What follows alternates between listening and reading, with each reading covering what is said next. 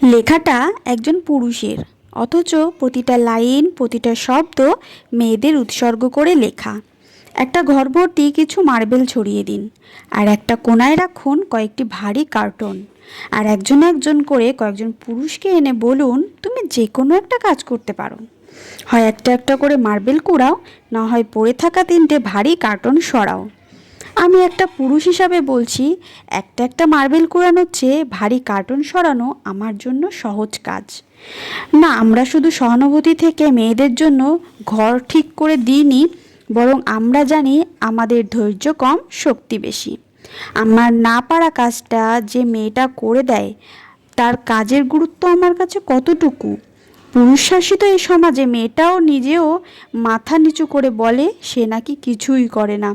রাত 12টার পরেও মশারি গুঁজতে গুঁজতে মেয়েটা ভাবে সে একটা গৃহিণী।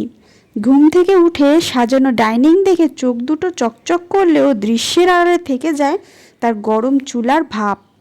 লবণ কম অথবা ঝাল বেশি আমাদের দৃষ্টি না আড়ালেও গরম তেলে ফোসকা পাওয়াটা ঠিকই থাকে দৃষ্টির আড়ালে।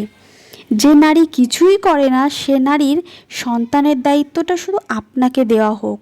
আপনি তখন কার্টুনও সরাবেন, মার্বেলও কুড়াবেন, তবু বাচ্চার চিৎকার শুনতে ঘরে বসে থাকবেন না।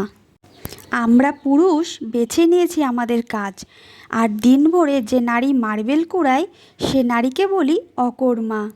যে নারীর স্বামী নেই, আমি দেখেছি সে নারীকে মাটি কাটতে, কিন্তু যে স্বামীর বউ নেই তাকে দেখিনি ঘরবাড়ি সামলাতে। ঘর বাচ্চা সামলানোর চেয়ে আরেকটা বিয়ে করা যে সহজ। কারো এঁঠো বাসন ধুতে শুধু শক্তি না, মমতাও লাগে। আপনি খাটলে বেতন পান, সে খাটলে ভালোবাসা পায় তো।